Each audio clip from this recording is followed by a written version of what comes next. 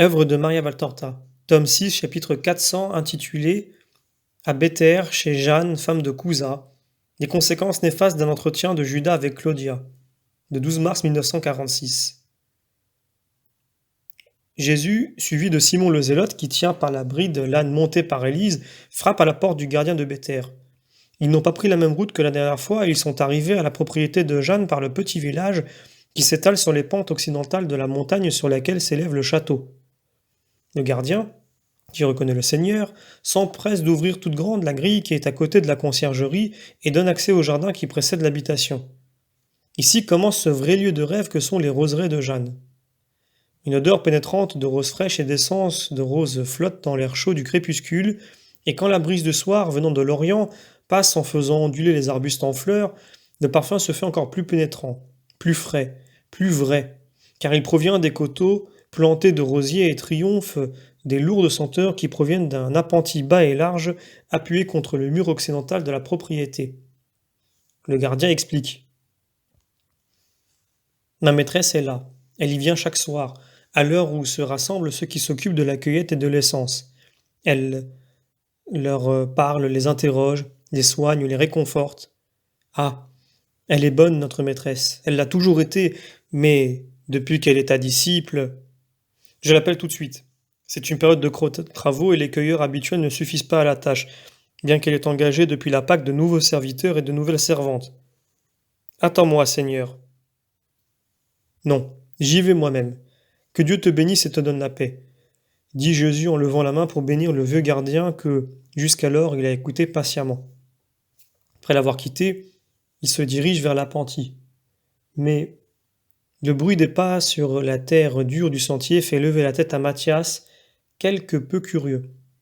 L'enfant pousse un cri et se précipite dehors, les bras déjà ouverts et levés pour inviter à l'embrassement qu'il désire. Jésus est là! Jésus est là! S'écrie-t-il en courant. Il est déjà dans les bras du Seigneur qui lui donne un baiser quand Jeanne s'avance au milieu de ses serviteurs. Le Seigneur! S'écrie-t-elle à son tour, tombant à genoux pour le vénérer aussitôt de l'endroit où elle se trouve. Elle se prosterne puis se relève avec un visage que l'émotion colore d'une teinte pourpre semblable aux pétales d'une rose épanouie. Puis elle vient à Jésus et se prosterne encore pour lui baiser les pieds. Paix à toi, Jeanne. Tu voulais me voir? Je suis venu. Je voulais te voir. Oui, Seigneur. Jeanne devient pâle et sérieuse et Jésus le remarque.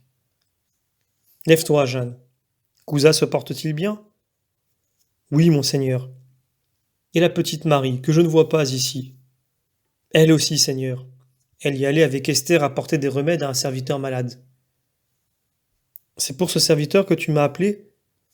Non, Seigneur. Pour toi. Jeanne, c'est bien visible, ne veut pas parler en présence de tous ceux qui les ont entourés. Jésus le comprend. C'est bien. Allons voir tes rosiers. Tu dois être épuisé, Seigneur. Tu as sûrement faim et soif. Non, nous nous sommes arrêtés pendant les heures chaudes dans une maison des bergers disciples. Je ne suis pas fatigué. Dans ce cas, allons-y. Jonatas, tu prépareras tout ce qu'il faut pour le Seigneur et ses compagnons. Descends, Mathias, ordonne-t-elle à l'intendant, qui se tient respectueusement près d'elle, et à l'enfant qui s'est fait un nid dans les bras de Jésus et, caressant, tient sa petite tête brune dans le creux du cou de Jésus comme un tourtereau sous l'aile de son père. L'enfant soupire de peine mais s'apprête à obéir.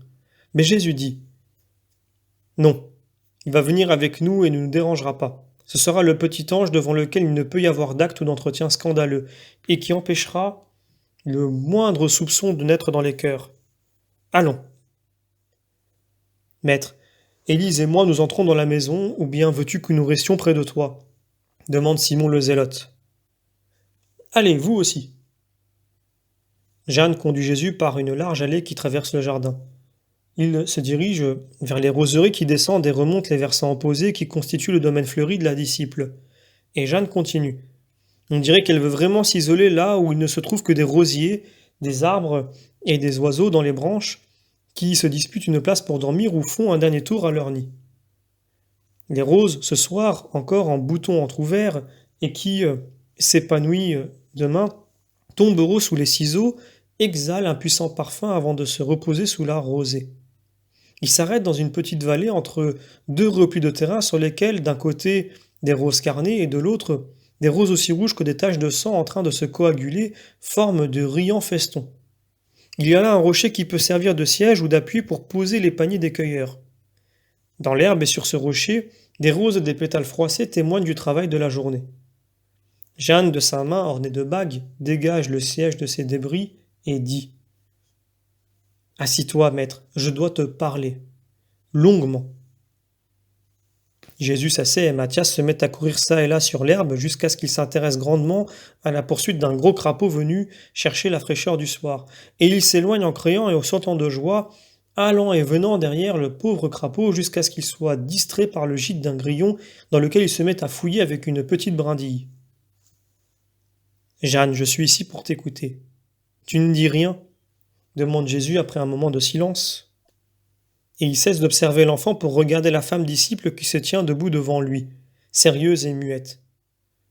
« Oui, maître, mais c'est très difficile, et je crois que ce sera pénible à entendre. » Parle en toute simplicité et confiance. Jeanne se laisse glisser sur l'herbe et s'assied sur les talons un peu plus bas que Jésus qui, lui, est assis sur le rocher dans une pose austère et raide. Il est distant en tant qu'homme plus que s'il était séparé par plusieurs mètres et de nombreux obstacles, mais voisin en tant que Dieu et ami grâce à la bonté du regard et du sourire. Et Jeanne le regarde longuement dans la douceur du crépuscule d'un soir de mai. Enfin, elle dit « Mon Seigneur, avant de parler, j'ai besoin de t'interroger, de connaître ta pensée, de comprendre si je me suis toujours trompé sur le sens de tes paroles. Je suis une femme sotte. Peut-être ai-je rêvé. Il est possible que je comprenne seulement maintenant les choses comme tu les as dites, comme tu les as préparées, comme tu les veux pour ton royaume. Peut-être Ouza a-t-il raison et moi tort. Ouza t'a fait des reproches ? Oui et non, Seigneur. Il m'a seulement dit, au nom de sa puissance maritale, que si ce que les derniers faits laissent croire est exact, je dois te quitter. Car lui, un dignitaire d'Hérode, ne peut permettre que son épouse conspire contre le tétrarque. Et quand donc as-tu été conspiratrice ? Qui pense à nuire à Hérode ? Son pauvre trône, si sordide, ne vaut pas ce siège au milieu des rosiers. Je m'assieds ici, mais je ne m'assiérai pas sur son siège. Que Cousa se rassure. Ni le trône d'Hérode, ni même celui de César ne me font envie. Ce ne sont pas les miens et ce ne sont pas mes royaumes. Ah, c'est vrai, Seigneur. Béni es-tu. Quelle paix tu me donnes. Cela fait des jours que j'en souffre. Mon maître, saint et divin, mon cher maître, mon maître de toujours tel que je t'ai compris, vu, aimé, auquel j'ai cru, si élevé au-dessus de la terre, si divin.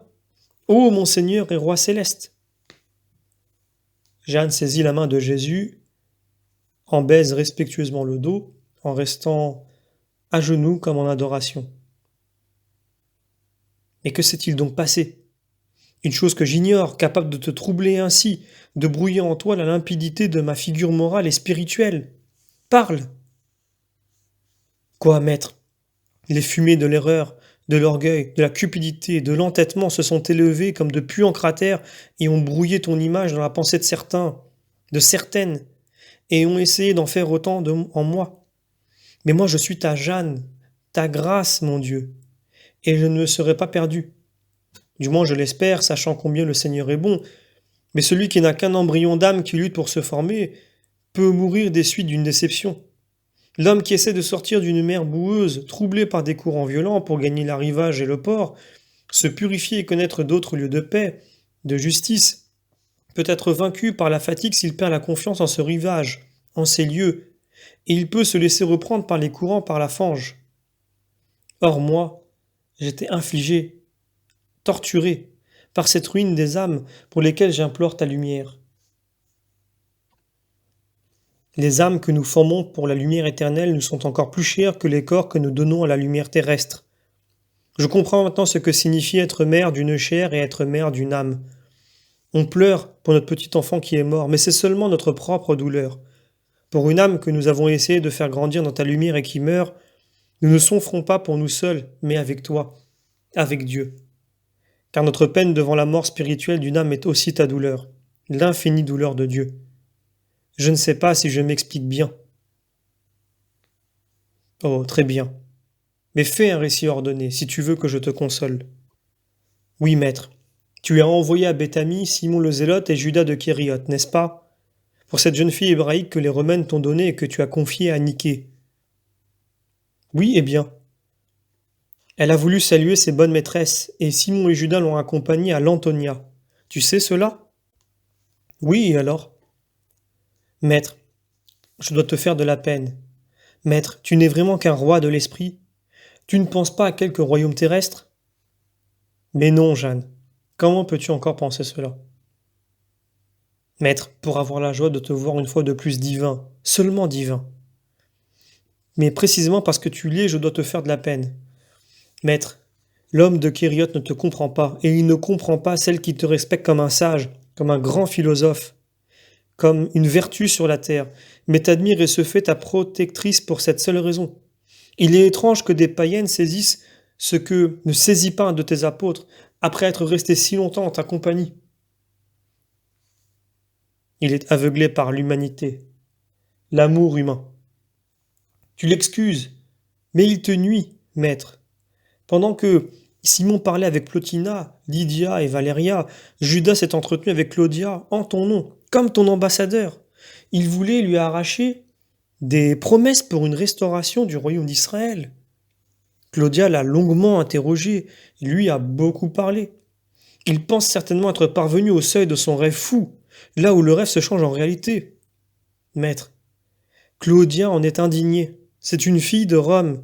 Elle a l'Empire dans le sang. Comment veux-tu qu'elle, justement elle, une descendante de l'agent, Claudia, marche contre Rome? Elle en a été si profondément choquée qu'elle a douté de toi et de la sainteté de ta doctrine. Elle ne peut encore concevoir, comprendre la sainteté de ton origine. Mais elle y arrivera parce qu'elle y met de la bonne volonté et lorsqu'elle sera rassurée sur ton compte. Pour l'instant, tu lui sembles être un rebelle, un usurpateur, avide, faux. Plotina et les autres ont essayé de la tranquilliser. Mais elle veut de toi une réponse immédiate. Dis-lui de ne pas craindre. Je suis le roi des rois, celui qui les crée et qui les juge. Mais je n'aurai pas d'autre trône que celui de l'agneau, d'abord immolé, ensuite triomphant au ciel. Fais-le lui savoir sans tarder. Oui, maître, je vais y aller personnellement avant qu'elle ne quitte Jérusalem, car Claudia est tellement scandalisée qu'elle ne restera pas davantage à l'Antonia, pour ne pas voir les ennemis de Rome à ce qu'elle dit. Qui t'a rapporté cela? Plotina et Lydia. Elles sont venues. Cousin était présent et depuis, il m'a posé ce dilemme. Soit tu es le Messie spirituel, soit je te quitte pour toujours. Jésus, qui a pâli de douleur au récit de Jeanne, a un sourire las et demande. Cousin ne vient-il pas ici? Demain c'est le Shabbat et il sera présent. Je le rassurerai donc moi-même. N'aie pas peur. Que personne ne craigne. Ni Cousin pour sa place à la cour, ni Hérode devant d'éventuelles usurpations, ni Claudia par amour pour Rome, ni toi par peur de t'être trompé, de devoir être séparé. Que personne ne craigne. Moi seul je dois redouter et souffrir. Maître, j'aurais voulu ne pas te peiner. Mais garder le silence aurait été une tromperie. Comment te comporteras-tu avec Judas? J'appréhende ses réactions. Pour toi, toujours pour toi. Avec vérité. Je lui ferai comprendre que je connais et que je désapprouve son acte et son obstination. Il me haïra car il comprendra que c'est par moi que tu le sais. Tu en souffres? Ta haine serait pour moi une douleur, mais pas la sienne. Je suis une femme, mais plus virile que lui quand il s'agit de te servir. Je te sers parce que je t'aime, non pour obtenir de toi des honneurs. Si demain, à cause de toi, je perdais mes richesses, l'amour de mon époux et même la liberté et la vie, je ne t'en aimerai que davantage, car alors je n'aurai que toi à aimer pour m'aimer. Dit Jeanne, impétueusement en se levant. Jésus se lève aussi. Sois bénie, Jeanne, pour cette parole, et reste en paix. Ni la haine ni l'amour de Judas ne peuvent changer ce qui est écrit dans le ciel. Ma mission sera accomplie comme c'est décidé. N'aie aucun remords. Jamais. Sois tranquille comme le petit Mathias qui, après avoir travaillé à faire une maison, selon lui plus belle, à son grillon, s'est endormi le front sur des pétales de roses et sourit, en croyant la voir sur les roses. Car la vie est belle quand on est innocent. Moi aussi je souris, même si ma vie humaine n'a pas de fleurs, mais des pétales effeuillés, fanés. Mais au ciel j'aurai toutes les roses des sauvés. Viens, la nuit tombe. Bientôt nous n'allons plus voir le sentier. Jeanne va prendre l'enfant dans ses bras. Laisse-moi faire, je le prends. Regarde comme il sourit. Il rêve sûrement au ciel, à sa maman et à toi. Moi aussi dans mes peines de toutes les heures, je rêve au ciel, à maman et aux bonnes disciples. Et lentement, il se dirige vers la maison. Fin du chapitre.